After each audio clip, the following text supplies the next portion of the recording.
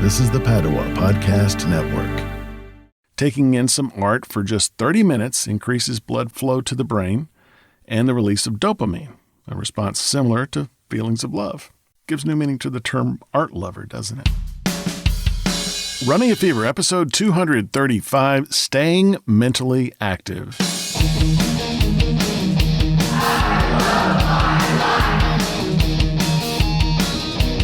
Hello, my name is Michael Davis. This is a podcast about fitness, diet, and medicine. And my goal is to live a long, healthy, happy, active life right up to the very end. I want that from you, and that's why I invite you along in this journey of discovery about health and how we can live a better life physically, mentally, and otherwise. I am not prejudiced against any way of listening to this show. If you like to listen to this show, you somehow get an LP vinyl recording of it and listen to it that way, or on a cassette tape, or if you have someone print out the blog post and read it to you, or you get it on your phone like most people do, or your computer, that's fine with me. But I've just discovered a new way, and I want you to know about it just in case. If you have an Amazon Echo device, that's the smart speaker that you talk to, all you have to do to listen to the podcast is say, Alexa, play Running a Fever podcast. You know, I tried that, and I heard myself start talking to me right in my home. I have one of the little Echo Dots, and I've been kind of trying it out. I got it free, and it's just been kind of sitting around. And I was looking through all this stuff I had from the office when I, of course, went home to work from home. And I decided to plug this thing in, set it up, and see what it would do. And, now I use it to play music and, figure out what a word means while I'm reading or something like that. But you can listen to podcasts on it. So if you have one of those devices, you can always just say that magic word and you can listen to the podcast on your Echo device. Now, this is the 12th in our 17-part series on dementia. About 50 million people suffer from dementia worldwide. It's a debilitating disease, but it may be preventable. So I've set out to learn as much as I can, and of course, as always, I'm taking you along with me. Like it or not, prevention is really what the series is all about. Nobody wants to know a bunch of stuff about a disease for which there is no hope. And unfortunately, there are a lot of people saying that about dementia, and I want to contradict them as much as I can here. So here's another episode in which I'll talk about concrete steps you can take to prevent dementia. And this particular step is called staying mentally active. Getting and staying active is important. Have you ever heard that saying, use it or lose it? Well, that applies here, and it's just as important to keep your mind working as it is to keep your body exercising.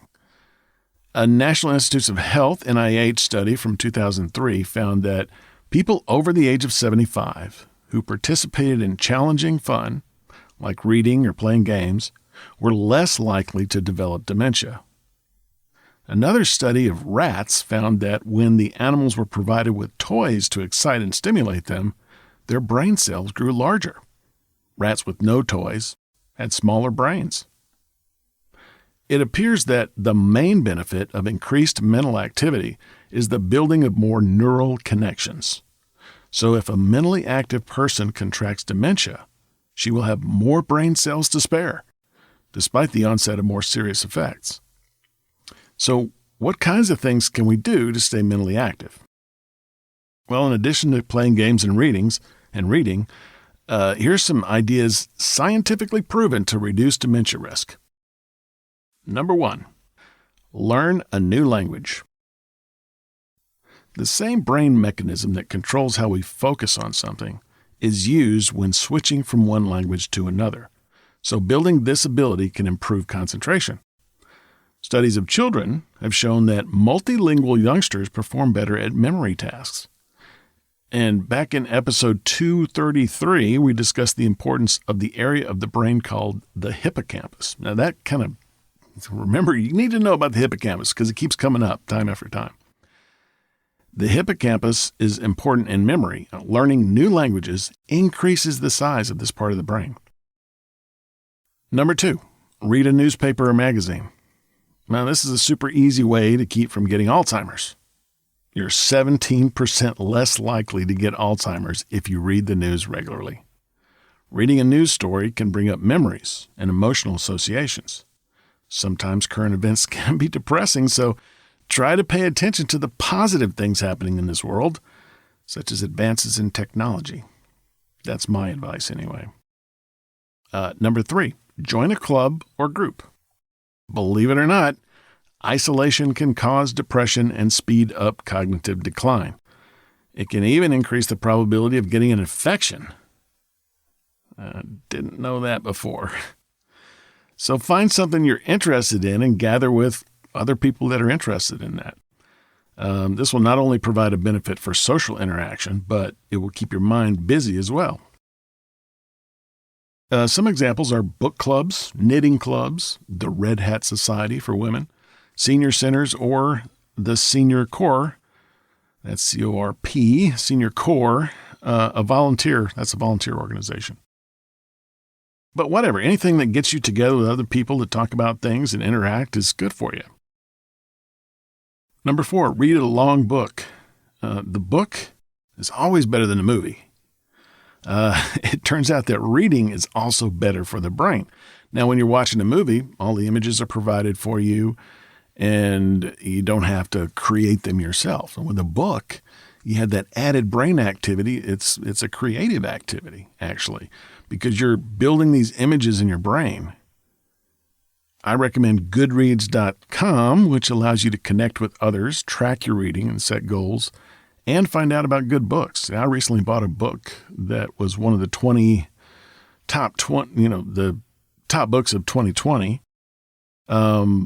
You can also, if you want to connect with me on there, I'm Davis Falk, and I'm going to go ahead and put a link up on the web. So runningfever.com/Goodreads, and that will link you to my profile, and you can be my friend. If you request to be my friend, I will grant the request, and we can be Goodreads friends.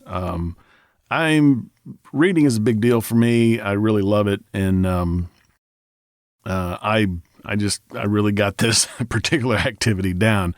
My goal for 2020 was to read 75 books, and, I just got one more to finish, and it's, as I record this, mid-November. Leaning towards late November. So I've got plenty of time. I'm going to finish that, and I'm going to increase it in 2021. Last year I read 52 books, and so far this year I've read 74. So that is a good activity. I'm really into it. So think about that. Make a scrapbook is number 5. This activity exercises the memory as you sift through pictures and mementos. And it's also creative because you're creating your own little scrapbook, and it's a great way to relieve stress. And here's another thing. You can combine that with joining a club for social interaction. There's probably at least one scrapbooking group in your local area.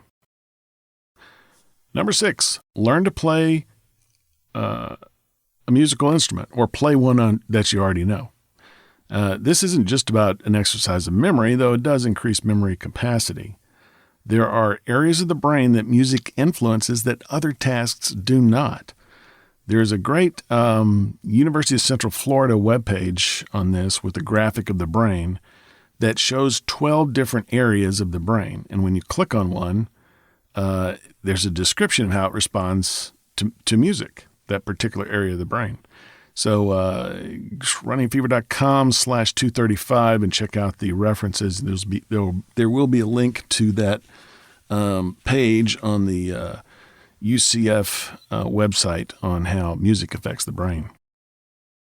Number 7, tour museums or art galleries. So I really learned something new here. I mean, we all know that exposing ourselves to art, broadens our horizons and gives us a better sense of human culture. But did you know that it's mentally similar to falling in love? That's actually true.